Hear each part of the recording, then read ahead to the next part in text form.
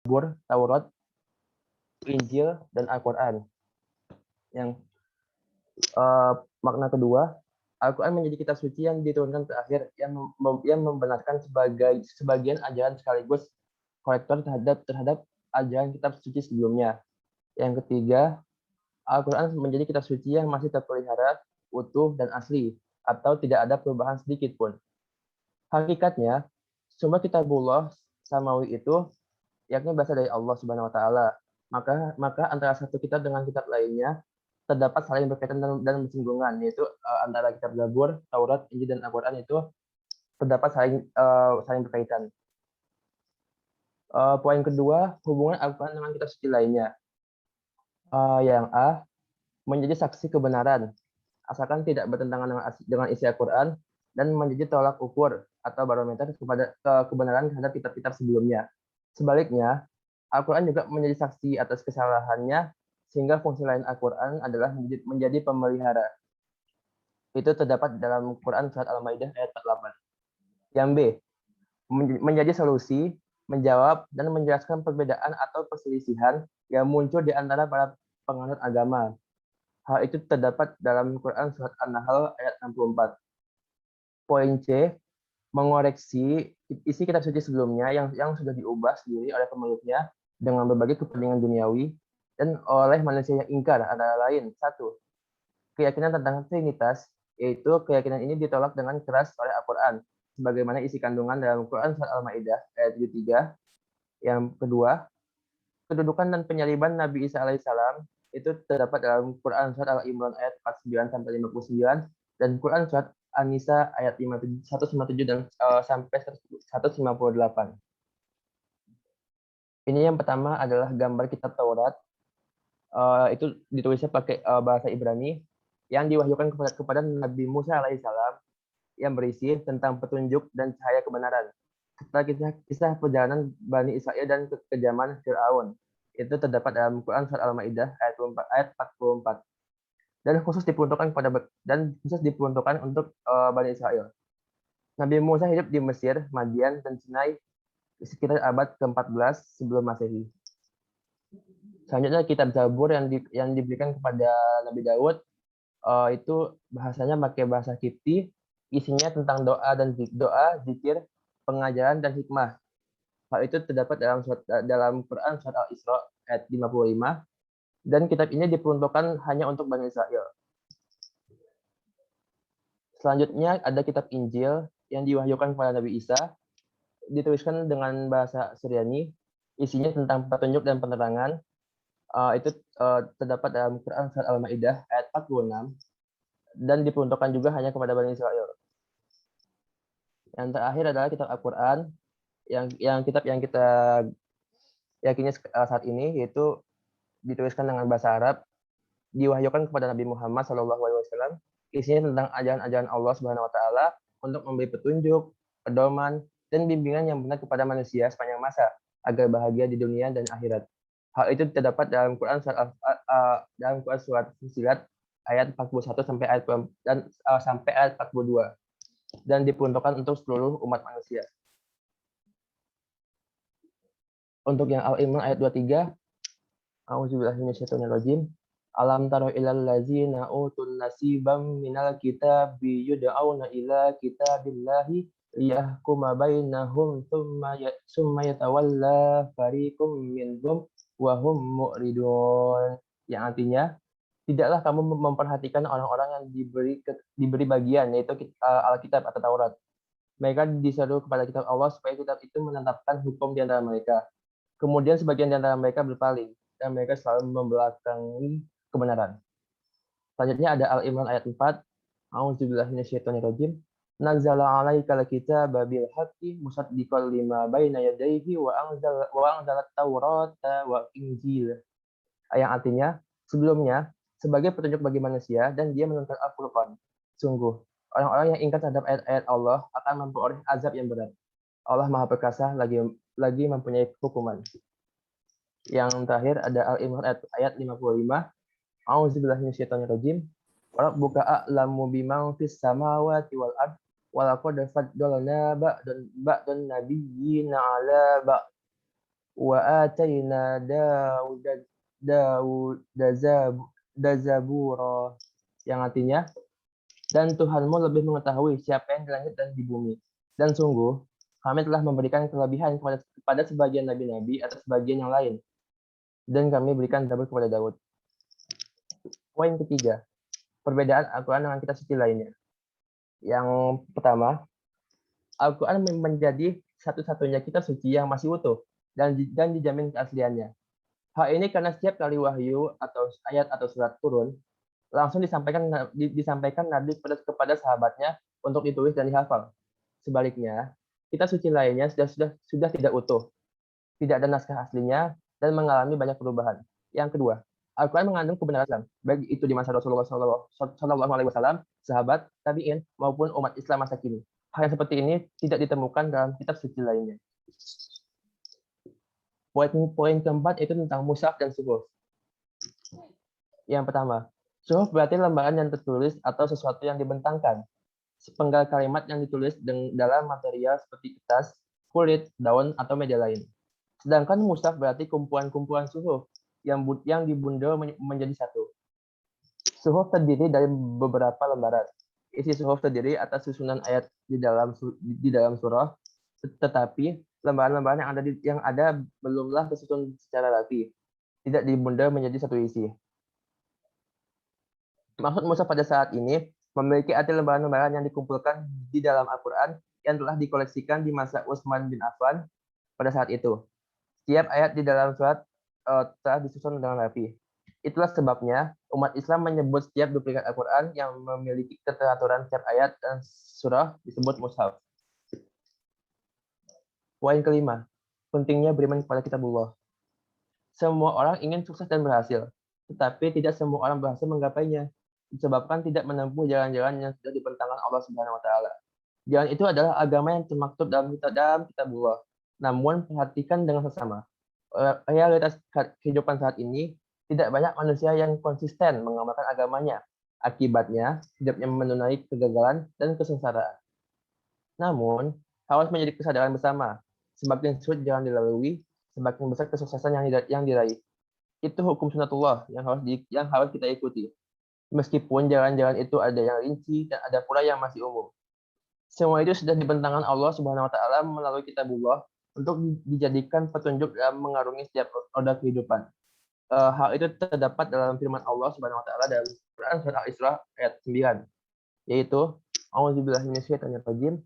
Inna hadzal Qur'ana yahdi lillati hiya aqwamu wa yubashshirul mu'minina alladzina ya'maluna sholihati anna lahum ajran kabira.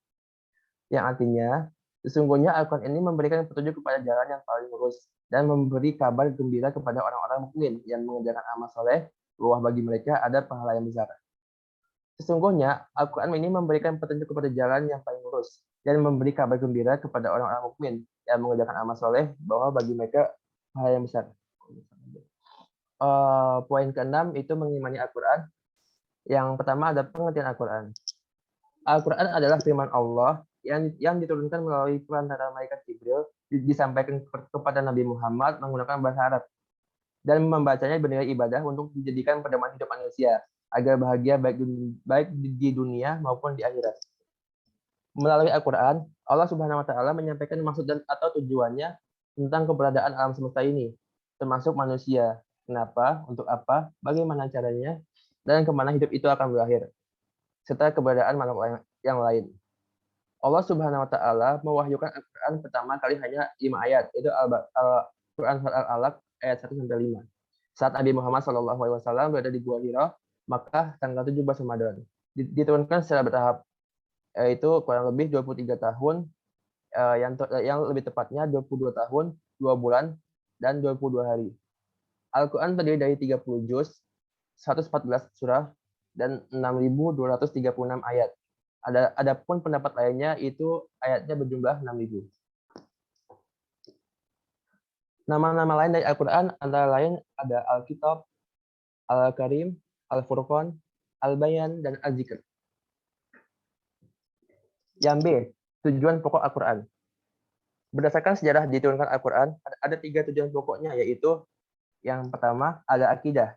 Akidah yang harus diimani oleh manusia yang dikenal dengan 6 rukun iman. Yang kedua ada syariat, yaitu mengenai hukum-hukum yang harus diikuti manusia dalam hubungannya dengan Allah Subhanahu wa taala, sesama dirinya dan alam sekitar, yang dikenal dengan 5 rukun Islam. Yang ketiga ada akhlak, mengenai norma-norma agama, akhlak dan sikap perilaku yang harus diikuti oleh manusia dalam lingkup pribadi dan bermasyarakat. Yang C ada kedudukan Al-Quran.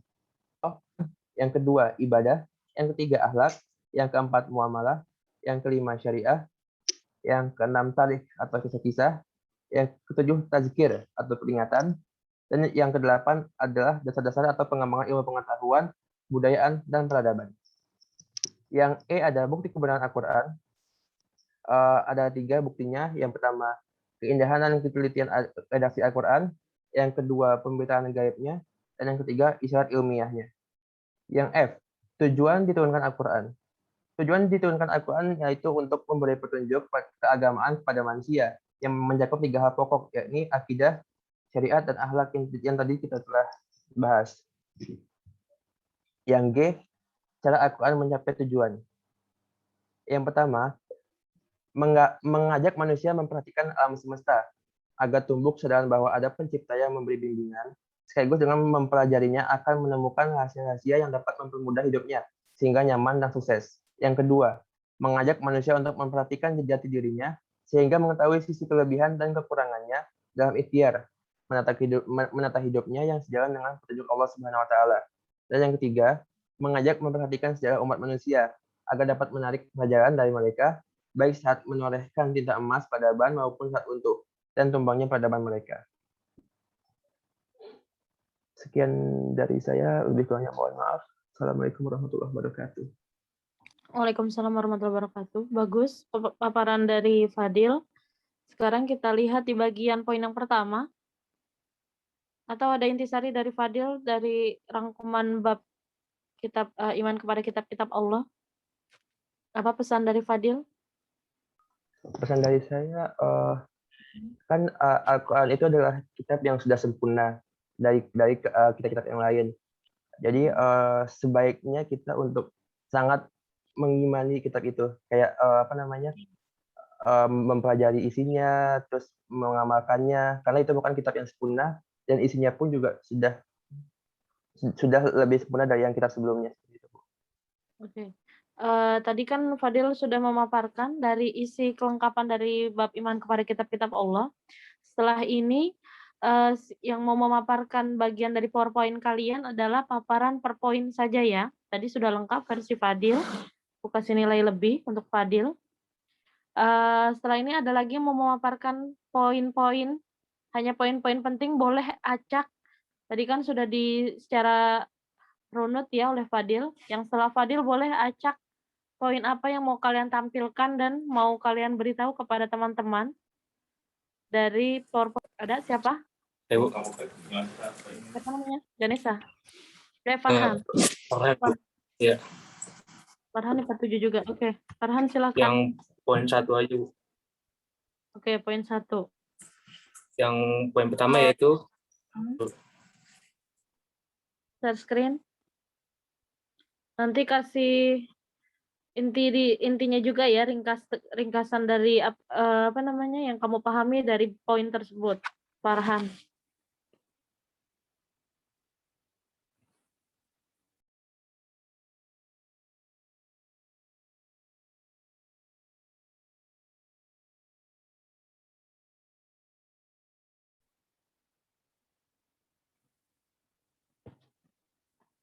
Yang sudah bisa gabung, Ibu sudah mencatat nama-nama anak yang tidak menyalakan video ya.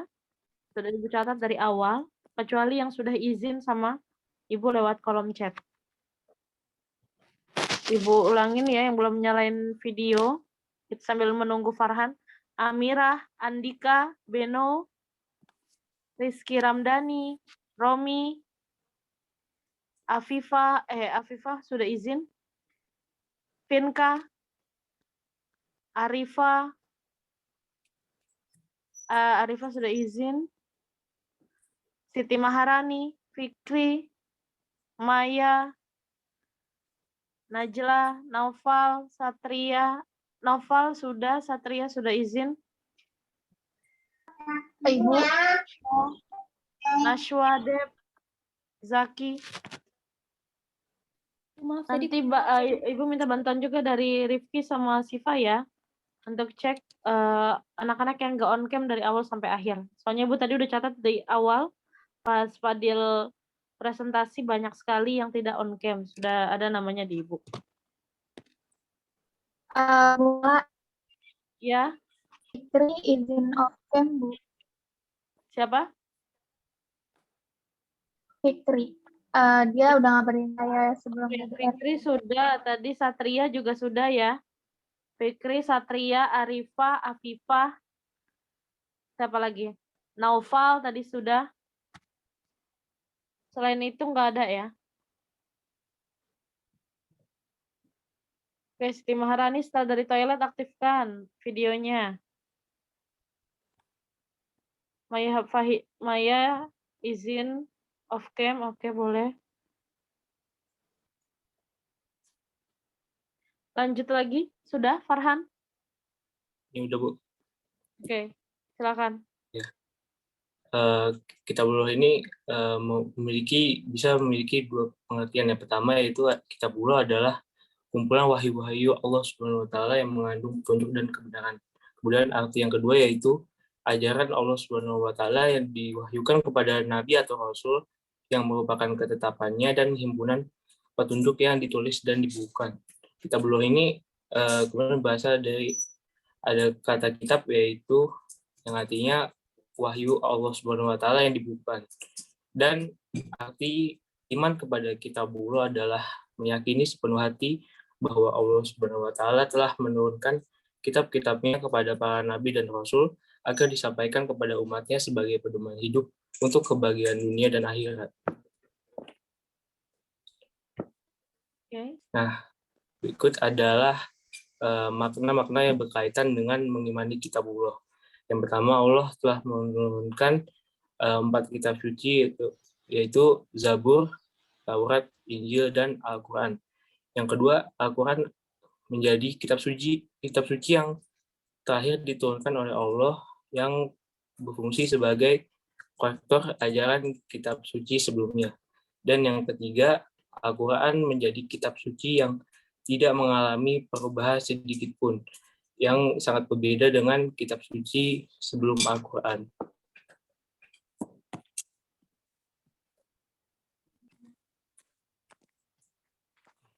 Sudah?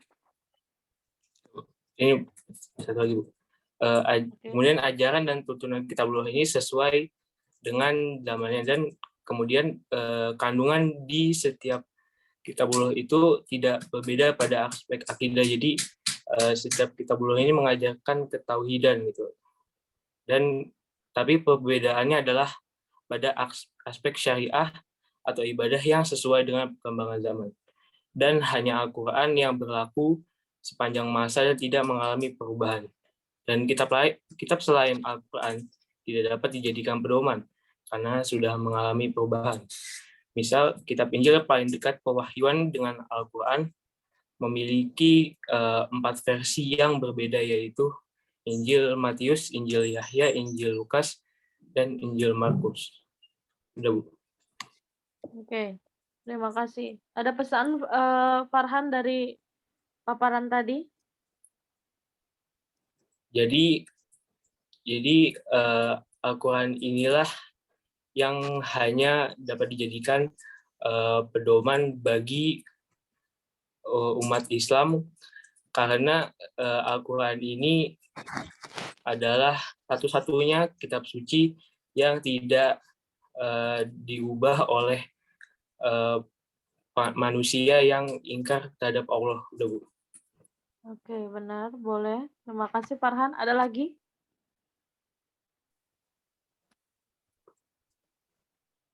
Ada lagi yang mau mempresentasikan dari Saya boleh PowerPoint? deh, Bu.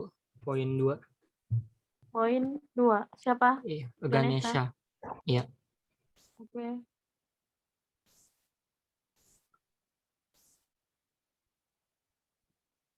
Ini terlihat tidak, Bu? terlihat. Jadi untuk poin 2 itu saya akan membahas sedikit mengenai hubungan Al-Quran dengan kitab suci yang lainnya sebelum Al-Quran yang datang. Hubungan yang pertama itu yang dimiliki oleh Al-Quran adalah sebagai saksi kebenaran. Jadi Al-Quran itu digunakan sebagai tolak ukur atau barometer kebenaran terhadap kitab-kitab sebelumnya. Dan Al-Quran itu juga menjadi saksi-saksi atas kesalahan-kesalahan yang ada pada Al-Quran dari sebelumnya. Itu sebagaimana disebutkan dalam surat Al-Maidah ayat 48.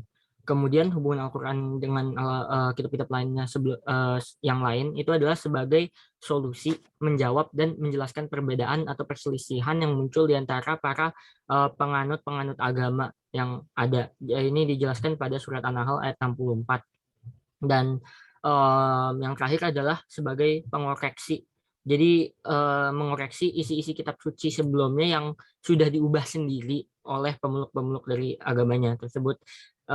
Dan contoh-contoh dari koreksinya ini misalkan ada keyakinan tentang Trinitas yang ini tuh sangat-sangat ditolak keras oleh Al-Quran seperti apa yang disebutkan dalam Al-Maidah ayat 73. Kemudian contoh koreksi lain itu kedudukan dan penyaliban Nabi Isa yang ditolak keras dalam surat Ali Imran ayat 49 dan An-Nisa ayat 157 hingga 158.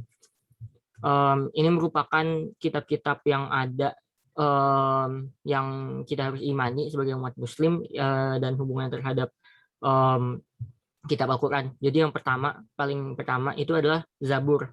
Zabur ini diwahyukan kepada Nabi Daud yang isinya itu tentang doa, zikir, pengajaran, dan hikmah. Dan ini diperuntukkan hanya untuk Bani Israel dan diturunkan pada sekitar abad ke-10 sebelum Masehi. Kemudian yang kedua itu diturunkannya kitab Taurat yang diturunkan kepada Nabi Musa yang isinya tentang petunjuk dan cahaya kebenaran serta kisah perjalanan Bani Israel dan kekejaman Fir'aun. Sama seperti Zabur, ini dikhususkan hanya untuk Bani Israel. Diturunkannya sekitar abad ke-14 sebelum Masehi. Kemudian ada kitab Injil, yaitu yang diwahyukan kepada Nabi Isa, isinya tentang petunjuk dan penerangan, dan ini sama seperti yang sebelum-sebelumnya itu diperuntukkan untuk Bani Israel saja. Ini ada sekitar abad ke-1 sebelum Masehi, dan yang terakhir itu kitab-kitab Al-Quran yang diwahyukan kepada Nabi Muhammad yang isinya itu tentang ajaran-ajaran Allah, memberi petunjuk pedoman dan bimbingan yang benar kepada manusia sepanjang masa. Jadi ini tidak seperti kitab-kitab yang sebelumnya di mana hanya untuk satu kaum yaitu kaum Bani Israel. Al-Quran itu berbeda sendiri karena diberikannya itu untuk bimbingan seluruh manusia dan untuk sepanjang masa di dunia dan akhirat. Dan ini merupakan ayat-ayat yang ada yang menjelaskan tentang keberadaan kitabullah sebelumnya Al-Quran. Yang pertama ada Ali Imran ayat 4. Kemudian juga ada Ali Imran ayat 23 dan yang terakhir adalah Ali Imran ayat 55. Udah sih, Bu. Oke, terima kasih tadi dari Ganesha. Ada inti dari paparan yang sudah kamu paparkan tadi? Jadi intinya itu Al-Quran itu merupakan kitab yang paling betul ya Bu, yang paling paling digunakan sebagai pedoman untuk seluruh umat manusia. Dia berfungsi sebagai solusi, sebagai saksi kebenaran, sebagai pengoreksi, dan keaslian dari Al-Quran itu dijaga.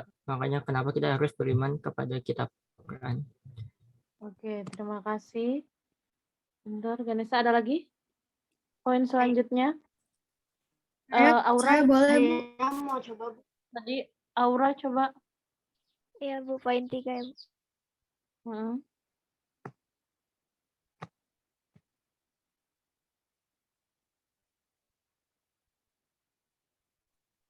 Poin 3 tentang 3 perbedaan Al-Quran dengan kitab suci lainnya. Yang pertama itu, ada Al-Quran menjadi satu-satunya kitab suci yang masih utuh dan dijamin keasliannya. Hal ini karena setiap kali wahyu, ayat atau surat turun, langsung disampaikan Nabi kepada sahabatnya untuk ditulis dan dihafalkan. Yang kedua, Al-Quran menjadi satu-satunya standar yang paling layak untuk dijadikan sebagai pedoman kebenaran bagi umat manusia, karena mengandung kebenaran mutlak yang bersumber dari Allah Subhanahu wa Ta'ala. Yang ketiga, Al-Quran satu-satunya kitab suci yang ditulis sejak masa turunnya dan dihafalkan oleh ratusan, ribuan, dan jutaan umat Islam, baik itu di masa Rasulullah SAW, sahabat, tabi'in, maupun umat Islam masa kini, sehingga keaslian dan redaksinya terjamin dan disepakati keabsahannya oleh semua umat Islam dan bahkan di kalangan orientalis. Jadi intisarinya itu Al-Quran menjadi satu-satu kitab suci yang dijamin keasliannya. Terus Al-Quran juga menjadi standar sebagai pedoman kebenaran bagi umat manusia. Terus yang ketiga, Al-Quran sejak diturunkan dan dihafalkan itu sudah dihafalkan oleh banyak ribuan atau ratusan jutaan umat Islam, sehingga keaslian dan redaksinya terjamin. Itu, Bu. Oke, benar. Ada kesimpulannya dari Aura sendiri? Ya, jadi kesimpulannya itu dari perbedaan Al-Quran dengan kitab suci lainnya, jadi kesimpulannya Al-Quran itu kitab suci yang masih utuh dan dijamin keasliannya, Bu. Terus dia sebagai pedoman kebenaran bagi umat manusia. Oke. Poin selanjutnya ada yang mau coba? Saya, Bu. Siapa? Jelita Diswarna dari Jelita. kelas 11. Silakan Saya Jelita. izin share screen ya, Bu. Iya.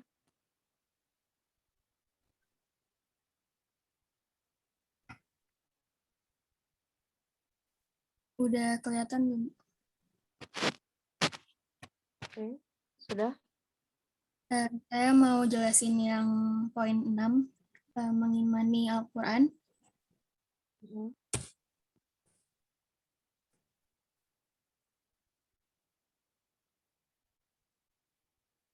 Mengimani Al-Quran, sebelum mengimani Al-Quran, kita pastinya harus mengetahui pengertian dari Al-Quran tersebut. Pengertian Al-Quran adalah kumpulan firman Allah SWT yang diturunkan melalui perantara malaikat Jibril kepada Nabi Muhammad SAW menggunakan bahasa Arab dan membacanya bernilai ibadah untuk pedoman hidup manusia agar bahagia baik di dunia maupun akhirat. Quran ini diturunkan secara bertahap, tepat ya, pada 22 tahun, 2 bulan, dan 22 hari. 5 ayat pertama yang diwahyukan adalah surat Al-Alaq, ayat 1-5, dan ayat terakhir yaitu surat Al-Maidah ayat 3. Al-Quran terdiri dari 30 juz, 114 surat, dan 6.236 ayat. Tetapi sebenarnya banyak sumber yang mengatakan berbeda, yang ini tuh yang paling umum. Lalu ada pun nama lain Al-Quran yaitu Alkitab, Al-Karim, Al-Furqan, Al-Bayan, dan Az-Zikir. Lalu tujuan pokok Al-Quran ada 3, yaitu akidah, syariat, dan akhlak. Untuk akidah ini berarti harus diimani oleh manusia yang dikenal dengan 6 rukun iman. Lalu syariat berisi tentang hukum-hukum yang harus diikuti manusia dalam hubungannya dengan Allah Subhanahu wa Ta'ala sama maupun dirinya, yang dikenal dengan 6 rukun Islam. Lalu tujuan yang ketiga adalah akhlak, mengenai norma-norma agama, akhlak, dan sikap perilaku yang harus diikuti oleh manusia dalam lingkup pribadi maupun masyarakat agar hidup manusia tetap serasi dan damai. Lalu ada kedudukan Al-Quran sebagai wahyu Allah Subhanahu wa Ta'ala, sebagai mukjizat Nabi Muhammad SAW, sebagai pedoman hidup bagi setiap muslim dalam menjalani setiap aspek kehidupan agar menggapai kebahagiaan dan kesuksesan, dan sebagai korektor dan penyempurna terhadap kitabullah sebelumnya. Lalu ada isi kandungannya, ada 8, yaitu akidah, ibadah, akhlak, muamalah, syariah, tarik atau kisah-kisah, tazkir atau peringatan, dan dasar-dasar atau pengembangan ilmu pengetahuan, kebudayaan, dan peradaban. Lalu bukti kebenaran teori tentang expanding universe atau kosmos yang mengembang dapat kita kaji di dalam Quran Surat Al-Hadid ayat 47. Lalu pergerakan bumi mengelilingi matahari, gerakan lapisan-lapisan yang berasal dari perut bumi, serta bergeraknya gunung sama dengan pergerakan awan. Hal ini dapat kita kaji di dalam isi kandungan surat An-Naml ayat 8.